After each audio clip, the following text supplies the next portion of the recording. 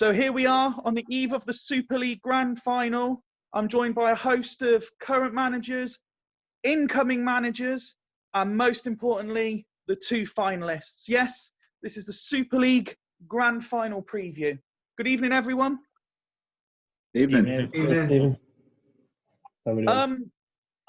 Obviously, we're going to talk to Ryan and Chris at length about different bits. They've also both submitted tonight comments for the Grand Final preview blog, which will be out tomorrow.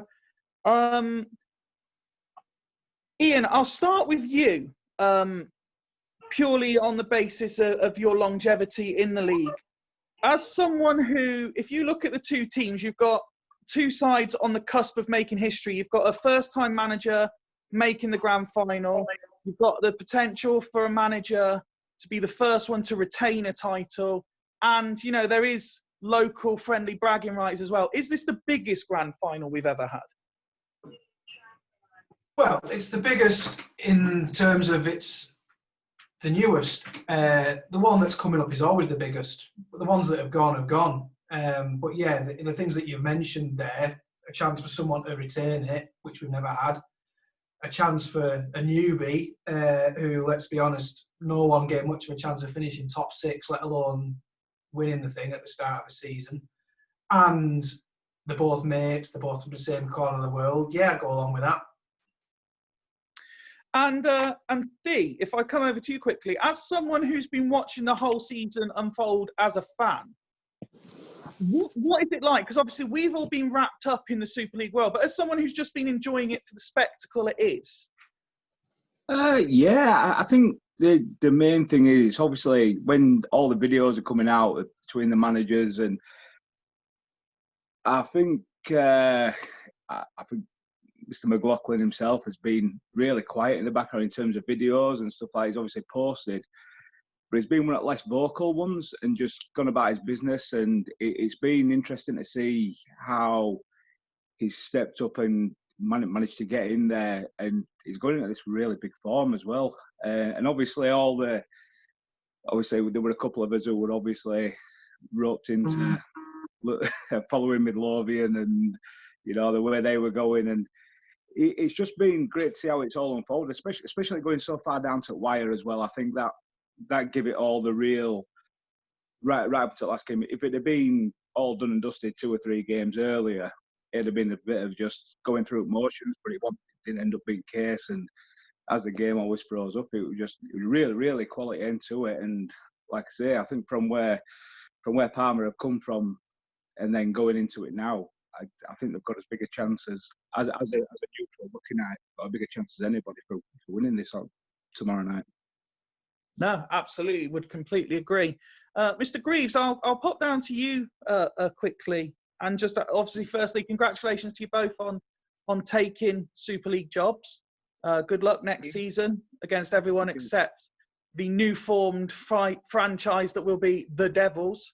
Yes, we're dropping Swindon from our historic name. But something that's sort of come up with what two guys were saying there, not only have we got two clubs looking to do something different, we've got two completely different characters. And do you think that will affect their approach? I mean, they know each other very well, but in themselves, you've got two different characters in terms of Ryan's really out there, whereas Chris is a lot quieter. You've got that, but also I think you've got one person who's quite rigid in what formation he likes to play, where Ryan is quite adaptable. He does like to he'll back his squad over someone else's and just go from there. He will, if he's in doubt, he'll pick the same formation and let Veron just run the day. So it'll be interesting to see what happens. No, absolutely. And I saw the statement go out from Super League HQ saying both teams have fully fit squads. Do you think that helps or hinders? I think it helps because how Ryan has been without Zambrotta, hasn't he? And him coming back is just, everyone would welcome him back in on that right hand side, because how much damage they were doing when they're together, him and Dede, is just ridiculous, and you can't stop that when they get going. And it's all down to his preference in the centre. Ryan, congratulations on making the final. I think it has to be said, particularly from myself, who's given you particularly early doors in the season a fair bit of stick. Obviously, it's my job to build it up. But are you focusing on the historic nature of retaining a title, or is it just another game? It's another game, but it's a game you've got to acknowledge has got a lot more riding on it. So, I mean, throughout the season, you're looking at who are the best players, are they playing well with each other, the form, the morale. You're also looking, as you go into this game, I don't know, we had a quick look on the editor at how each player's big game important game stat is, and obviously you've got someone who's a really good player, but important games is down 2 at 3. You've got to look at that rather than, I mean, one of your best players might not be the best player to feature in that game. Yeah, it's huge. I'm looking at it as another title. I'm not looking at it in the kind of I'm retaining that title. You're in this competition to win it. Well, some of us are. So, yeah. So yeah, I'm delighted to be there again. Yeah, and I feel like we've done our best. We've put ourselves in the right place. So it's now to actually go and do it. Has anyone in your squad surprised you? If I think back to this time last year when we were having the same conversation, obviously a lot of talk was on players like Day, who hasn't really been mentioned this year. He's just gone about quietly and done his business. Is that because he did so well last year, people are not acknowledging it? Or is it because other people have stepped up that didn't last year? If you remember back to the beginning of last year, we didn't start very well. And Dede and Zambrotta kind of got the fame as because when we did hit form, they were prolific week in, week out. And when we went on that 16-game run unbeaten kind of thing, and it was, yeah, they were a huge part of that, assist, week in, week out. Yeah, this season it's been more spread around the pitch, and I think Montella's had a full season with us this time round. Two big players have come in Yapstam and Olivier Decor, who I think have kind of strengthened the first team. And I've not really stuck with the same formation as Greaves alluded to. I've not really stuck with it this season, whereas I did last year. So maybe they haven't had that continuity that they had last year. But Dede and Zambrotta are still huge players for us. Chris, congratulations to you as well for making the final at the first attempt. Obviously, when you came in and took over the Palma Panaikos squad, no one gave you a hope in hell's chance. When it came to the sort of mid-season break, everyone said if anyone was going to drop out, it'd be you. And, no one has really given you a chance of the title, including in the vote that went out yesterday on Twitter, concluded today. I can't remember the exact figure, but I think Bolton were close to 75% likely to win it. Does the underdog tag suit you, and is it fair? It's absolutely fair, I think, purely because the squad I inherited was garbage, in all honesty. The starting 11 isn't bad, but I still don't think it's in the top 8 of most other starting 11s. The mid-season wobble didn't do us any favours. I think that was probably more the expectation of how people thought we'd perform. Obviously, we got off to a very fast start at the beginning of the season, and that helped us put enough points on the board to kind of stumble over the line in the end. But I think where I've maybe surprised things is that Ryan probably wasn't expecting to play me in the final, and nobody expected me to get in the final. But beating Ardsley, then Vallon, then Churchtown, you can't say I've done it easy. I still, to be honest, I think Ryan being heavy favourites. I mean, even I voted for him on Twitter. I think a full-strength Phoenix team's too strong for Palmer. Obviously, I'll set my team up to try and win the game, but it's probably just a bridge too far for us. So, yeah, we're definite underdogs. But hopefully we'll give a good account of ourselves. And I think the last few games have kind of proven what the art of the possible is for absolutely anybody with a decent first 11. Someone that myself and Ryan briefly spoke about during the playoff games is not so much a secret weapon for you, but is for me, one of the men to watch out for, and that is former Super League winner with Bolton, Thierry Henry, who does nothing throughout the season but turns up in the playoffs. Is that something you're looking at? And do you think playing against his former side would suit him in terms of making that big impact on the final again? Hopefully, yeah. Henri for me has been a bit hit and miss this season, but that's probably because I've rotated him about, played him in different positions, used Trezeguet as the main man. Trezeguet's fell off a bit, and I've not really got many backup striking options. So I think I think Henri scored the in a couple of games in the playoffs, so he's probably my most potent threat going into the final. Will the former club thing play into it? I'm not sure. But yeah, he's probably the best chance I've got of scoring some goals in the final, yeah, for sure. Ian, what are you expecting to see? Because as we said, we've got someone who loves the 2-7-1. We've got someone who loves to rotate his squad. So Ryan's probably got more of an idea of what Chris is going to do than Chris has what Ryan's going to do. Are you expecting like a 7-goal thriller, or is this going to be a 90th minute 1-0 sort of game? Don't expect loads of goals. I think the one thing that Ryan has to be wary of is that Panathinaikos can score goals and win games without playing particularly well. I don't think Panathinaikos have to turn up and be at their best to win the game, because they can just spring a few surprises and a few goals.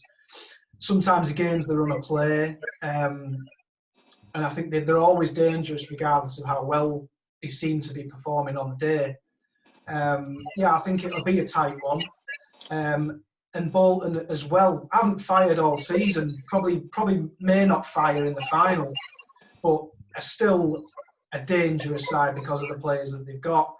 I expect a tight game, and I really do think it's close to being 50-50. I mean, I did say halfway through the season that I think, even though Ryan was being criticised for it being one of the worst defences of the title ever, that I actually thought they would still win the thing. And I don't think they pulled up any trees all season.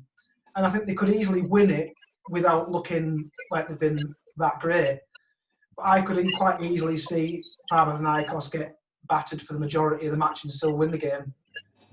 No, absolutely. And one of the things Chris said, which I thought was interesting and very true, they haven't done it the easy way. They've had the pressure of they dropped out the top 6 briefly.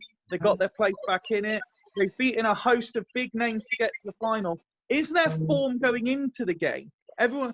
The history books show that the teams that finish in the top 2 are the ones that win it, mainly because they have the less games to play. But when you look at the form Panathinaikos have had in those extra games, could that actually play to their advantage that all the players are well up for it and in good form? Well, I think what can play to their hands is the fact that they've come through all those extra games, full fitness, no suspensions, no injuries, and everyone's able to be picked from. So I think that has worked out well for them. I also think, I know you guys mentioned that the teams that Panathinaikos have beaten mean they haven't done it the easy way, but like you say, the fact that they finished outside the top 2 means if they are going to win it, they definitely haven't done it the easy way, because it's been proven that if you finish 3rd or below, you don't win the thing. So if you're already unfancied and you finish outside the top 2 and you get to the final, dangerous team. Well, yeah, to be fair, and if I go to Mr. Greaves and say, is that a valid point? On the flip side, the fact that Bolton are now well rested, they did a very good job against Churchtown. They did what they had to do, got to the final, and they've watched Panathinaikos go through all these extra games. The fact that they're probably going to be fitter and still in decent form, is that just as key for them? I think it is, but also we all know playing this game, if he's had a couple of days rest, winning games keeps your team fit. So no, absolutely. It depends how many days gap has been in between. If he's got at least 3-4 days gap before the finals played, his team will all be at full fitness and they'll be raring on full morale. But that's the the bit, you're going to be gauging a team that's just had so many victories in a row coming up against a well-rested side. As we've alluded to, it's only ever been teams that finish first or second that win. Is it important for everyone else in the league, do you think, that someone outside of a top 2 finish wins it to prove it can be done? I think so. Give everyone a little bit of hope. Yeah. And Steve, I don't know if you have seen the footage of last year's final when Bolton won it for the first time. I think even Ryan would potentially agree. He'd be loath to, but it was a slight champing, to coin the phrase, where Valen looked like the team destined to win it. They were, even in the final, statistically, they looked the better team, other than the important one, which was the scoreline. Can you see them repeating that level of performance, or do you think as favourites, because Valen were favourites last year, as favourites, will Bolton sort of take the ball by the horns and go after them? Yeah, well, like you say, this game I don't think it really matters at times with the game. Again, being in the Super, obviously I didn't see the last year. It's sort of since lockdown and everything, that's where I've become to properly know about it. It were always sort of there in background from, I think Legends were the first person I started following, but obviously since lockdown, that's where I've become really following it. So I didn't really see a lot of went on last year. But in terms of champions, it can quite easily happen. But I just can't see a full-on champion happening this time, personally, because I think what you were talking to with Grigi there about, I think, well, like you say, it's Chris's first real full tilt, and it obviously gives everybody else a little bit of feeling that, you know, from where you come from, if you first come in like us, do a little bit of something different to other people, you might have a little bit of a chance. But I think form definitely comes into it, and I think Chris is going into it massively with some real good form behind him, and with a few tough games played. I think like Grigi said, if they've had enough time between, I think they're really gonna.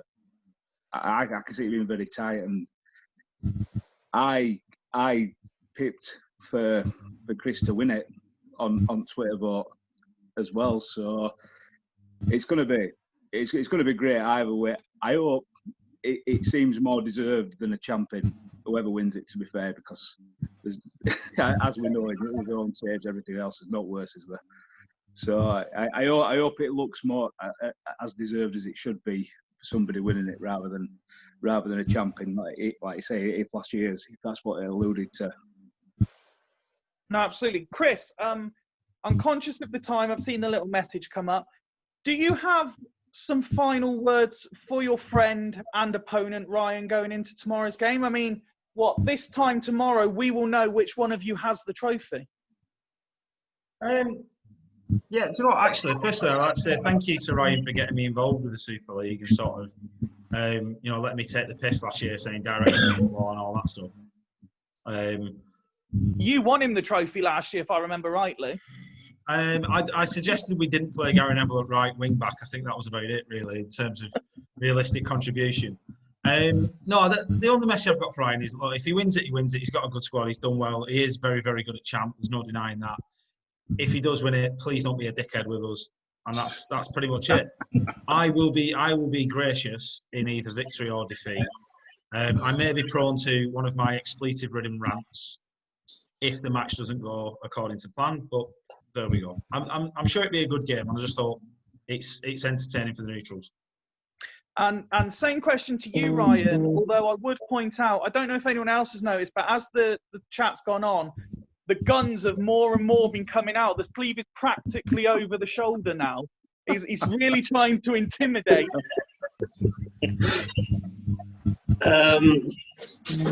Yeah, I mean, I was picking up on what Chris said there. I mean, with him twice this season, and after both of those games, he's had a big moan. So to say he's going to be gracious and defeat this time round's a bit. Do you mean I hope it's right? But we'll wait and see. Now,